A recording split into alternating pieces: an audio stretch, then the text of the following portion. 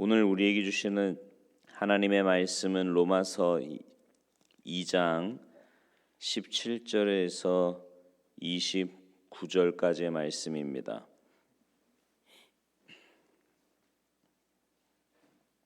로마서 2장 17절에서 29절까지 우리 한 목소리로 봉독하시겠습니다. 함께 봉독하십니다. 시작.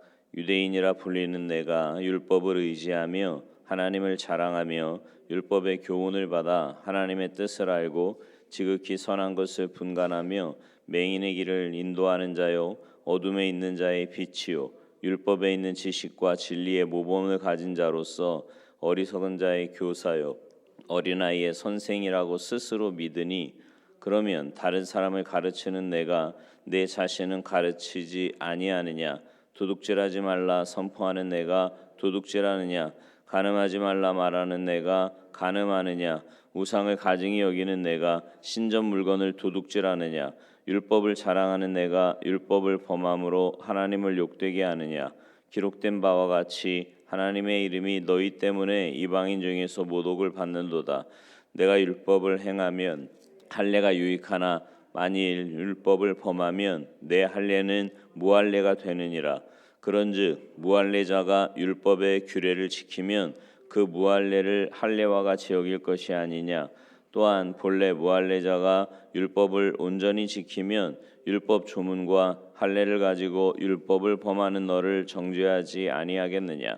무릇 표면적 유대인이 유대인이 아니요 표면적 육신의 할례가 아니니라. 오직 이면적 유대인이 유대인이며 할례는 마음에 알지니 영에 있고 율법 조문에 있지 아니한 것이라. 그 칭찬이 사람에게서가 아니요 다만 하나님에게서니라. 아멘. 할렐루야. 오늘 본문 17절 말씀을 보면요 이렇게 시작을 하죠. 유대인이라 불리는 내가 여기 유대인이라고 하는 이 호칭은요 헬라인이나 이방인들과 상대되는 개념으로요 율법을 중심으로 그렇게 형성된 율법 공동체라는 특성을 보여주는 단어입니다. 율법 공동체인 그들의 실제 삶은 어떠했습니까? 17절부터 20절까지 나오는데요. 자부심 가득한 유대인들의 일반적인 모습이 나옵니다. 근데 이제 문제는 뭐냐면 20절 마지막에 있는 말씀처럼 스스로 믿는다라는 겁니다. 스스로 믿는다. 그러면서 삶에서는 율법과 다른 모습으로 산다는 거죠. 그게 21절부터 나오는 말씀들입니다. 다른 사람을 가르치면서 정작 자신은 가르치지 않아요. 자신이 가르치는 것과 그 삶이 다릅니다. 구체적인 예로 도둑질하지 말라 가르치면서 자기는 도둑질을 하고 있고요. 행위로 드러나지 않더라도 이웃의 것을 탐내면 이미 도둑질을 하는 거고요. 무엇보다 하나님께 온전한 11조와 헌물을 드리지 않으면 그 역시 하나님 거 도둑질하는 거잖아요. 간음, 우상숭배 이런 것에서 그렇지 못한 삶을 사는 사람들이 많이 있었다라는 거죠. 그러니까 바울은 지금 무슨 말을 하고 있는 거예요? 그들은 구별된 사람이고 율법의 사람이라고 내세우는 것은 자기 프라이드고 자기 자랑이고 다른 사람에게 보여주기 위한 것에 지나지 않으며 따라서 하나님과 무관한 자기 만족과 세상 영광을 구하는 것일 뿐이라는 말입니다. 신앙생활을 하는데 여러분 제가 신앙생활은 늘 뭐라 그랬어요? 하나님과의 관계고 하나님의 뜻에 순종하는 거고 이 땅에 살지만 하늘의 소망을 가지고 사는 게 우리의 신앙생활 아닙니까? 근데 자기를 위해서 사는 그런 삶을 살고 있다라는 거죠. 그래서 바울이요 23, 4절에서 이런 말을 해요. 율법을 자랑하는 내가 율법을 범함으로 하나님을 욕되게 하느냐. 기록된 바와 같이 하나님의 아들이 너희 때문에 이방인 중에서 모독을 받는도다. 그들의 잘못된 율법주의는 하나님 욕먹는 거고요. 하나님 욕먹게 하는 거고요. 그런 모습 때문에 이방인들이 하나님의 이름을 더 모독하니 그 죄가 얼마나 크냐 이런 말입니다. 선민의식이 없었다면, 율법을 가지지 않았고 또 율법을 모른다면 그나마 변명할 것이나 있을 텐데 말이죠. 할례도 마찬가지예요. 할례는 율법이 주어지기 전에 하나님께서 아브라함에게 내리신 명령이고 또 출애굽 때도 할례를 행했잖아요. 요단강 건너고 난 다음에, 그죠? 하나님께서 아브라함과 그 후손들에게 할례를 행하라고 하시는 뜻은 선택되지 않은 사람들과의 구별의 의미였거든요. 구별. 할례라고 하는 건 하나님의 백성의 표시로 구별된 표시로 한 거란 말이죠. 근데 하나님은 할례를 하라고 하신 이유가 다른 사람, 할례 받지 않은 사람들 무시하라고 할례 받으라고 한 말씀이 아니에요. 다른 사람들과 구별되게 살라는 의미로 할례를 행하라고 하신 겁니다. 이 차이를 아시겠어요? 나는 할례 받은 사람이야. 나는 선택받은 백성이지. 니네들은 아니지. 이러면서 이방인들을 무시하라고 할례를 주신 게 아니고 너희들은 할례 받았다는 건 하나님의 자녀라는 의미다. 하나님의 선택받은 백성이라는 의미니까 그렇게 살아가야 한다라는 걸 알려주시기 위해서 할례를 받으라고 하신 거죠. 그러니까 이스라엘 백성들이요, 이 할례를 얼마나 중요시했냐면 난지 8일 되면 어김없이 할례를 행했는데요. 그날이 안식일이어도 행했습니다. 여러분, 안식일에는 아무것도 안 하는 거 아시죠? 심지어 불도 안 켜요. 하여튼 안식일에는 얼마나 이 철저한 규례가 있었는지. 여러분, 지금도 이스라엘 가면 그 엘리베이터도 다 눌러져 있어요. 안식일에는. 왜냐하면 그거 눌러서 불 들어오는 것도 일하는 거라고. 그 정도로 철저하게 안식일을 지키는데, 근데 할례는 행해요. 이거는 어기면 안 된다 이래가지고. 근데 바울은 이 할례 역시 율법과 마찬가지로 단지 외형적인, 즉 표면적인 유대인으로 보이는 것에 지나지 않는다고 말을 합니다. 율법을 지키고 할례를 행한다고 해서 그것 때문에 진정한 하나님의 백성이 되는 게 아니라는 말입니다. 그러면서 할례를 자랑하는 유대인들이 참된 하나님의 백성이 아니라는 걸 보여주는 결정적인 예를 하나 들고 있는데 그게 바로 예수님에 대한 그들의 행동이었습니다. 죄 없는 하나님의 아들을 자신들의 전통과 법을 무시했다고, 또 이방인인 빌라도 등과 결탁해서 십자가에 못 박아 죽인 행동이 그들의 문제를 적나라하게 보여주는 것이다라는 거죠. 율법을 받았고 할례를 받았다는 그들이 예수님을 죽이기 위해 율법을 어기고 또 미개하다고 여기던 이방인들과 손을 잡았다라는 말이죠. 바로 이것이 육체적인, 즉 표면적인 유대인의 한계였습니다. 그래서 오늘 본문 25절에서 바울이 이런 말을 해요. 내가 율법을 행하면 할례가 유익하나 만일 율법을 범하면 내 할례는 무할례가 되느니라. 그러니까 율법대로 살지 않으면 유대인은 할례 받지 않은 이방인과 다를 바 하나 없다, 그 말입니다.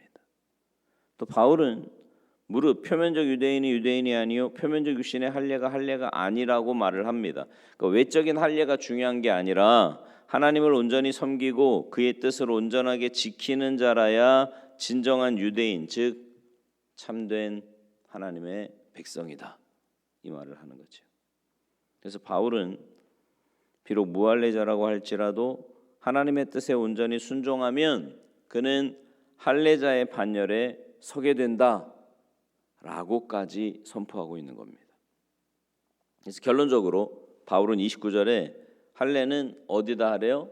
마음에 하래요. 마음에 할지니 영에 있고 율법 조문에 있지 아니한 것이라. 그러니까 할례를 마음에 한다는 건 마음에 있는 모든 육신적인 생각, 추해지고 화인 맞은 양심을 도려내라, 이런 뜻입니다.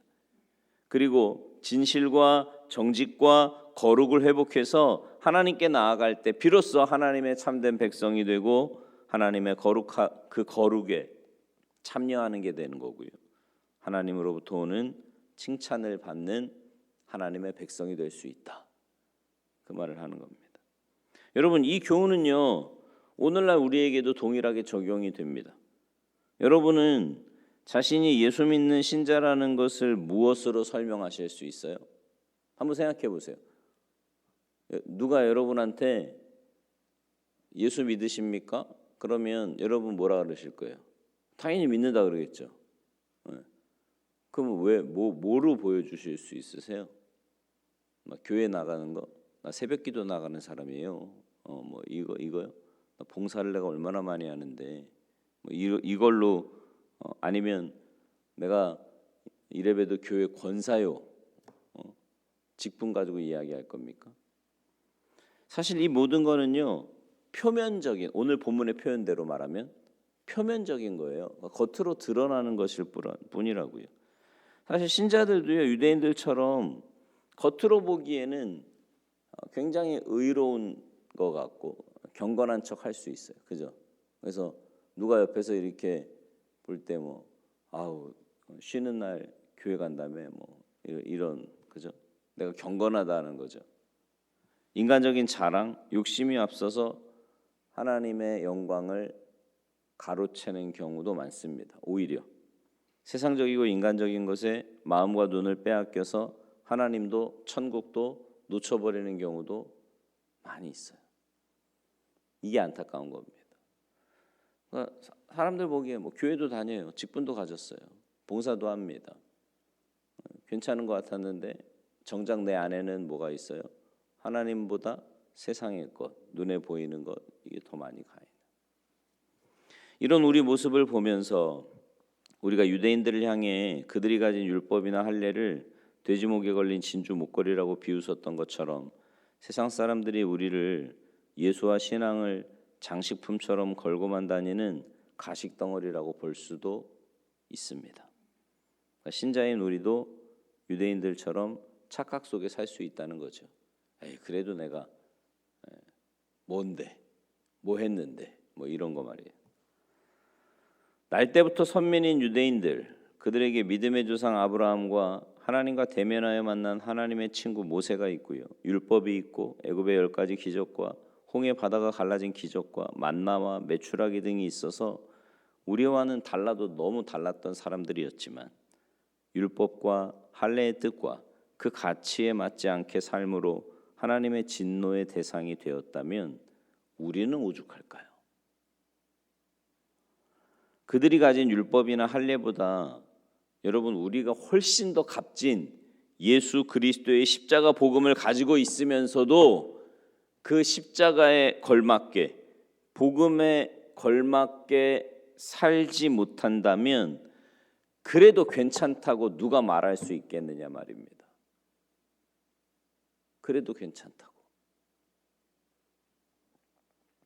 여러분, 마음과 생각 등 그 속 깊은 것까지, 아니 내 무의식에까지 신앙이 드러나고 말씀이 묻어나야 진짜 성도라는 것을 우리는 알아야 합니다. 또 육체의 행위나 세상적인 것들을 신뢰하지 않고요, 오직 예수 그리스도만 자랑하고 성령으로 봉사하고 섬기는 사람이 참된 신자입니다.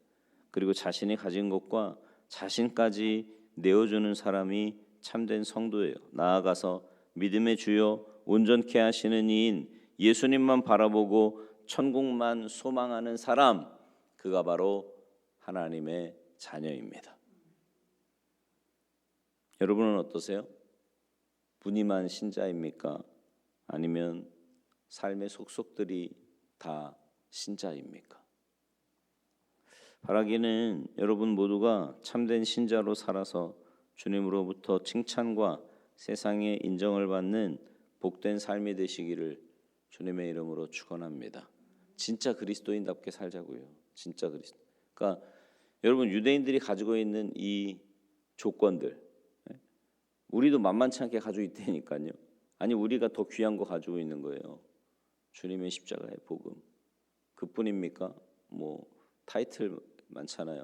그죠? 직분도 있고 또 봉사도 하고 이렇게 새벽기도도 하고 예배도 드리고 다 좋아요. 다 좋은데 그게 과연 하나님과 얼마나 연결되어 있느냐고요. 혹시 면피용 하시는 분들이 있어요. 저는 제가 왜 그런 얘기 가끔 하잖아요. 저는 지금 몇십 년째 계속 잠언을 읽거든요.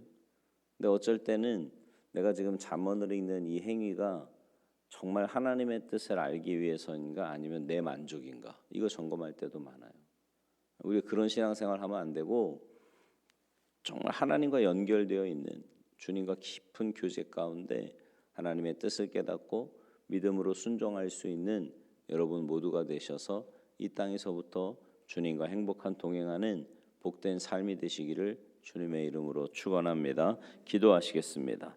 하나님 감사합니다. 우리를 구원해 주신 이 은혜가 얼마나 크고 놀라운지 다시 한번 깨닫게 하시니 감사를 드립니다. 근데 이 엄청난 은혜와 사랑을 받은 우리들인데 여전히 내 안에는 세상적인 기준과 눈에 보이는 가치관이 내 안에 가득 차서 겉으로는 신앙인인데 속으로는 여전히 세상에 속한 사람처럼 살고 있지는 않은지 우리의 삶을 돌아봅니다. 하나님의 말씀 앞에서 우리의 삶을 늘 점검하게 하시고 그래서 겉모습만이 아니라 우리의 속사람이 날마다 주님 닮아가는 복된 인생들 되도록 은혜 내리어 주시옵소서. 감사드리며 예수님의 이름으로 축복하며 기도하옵나이다. 아멘.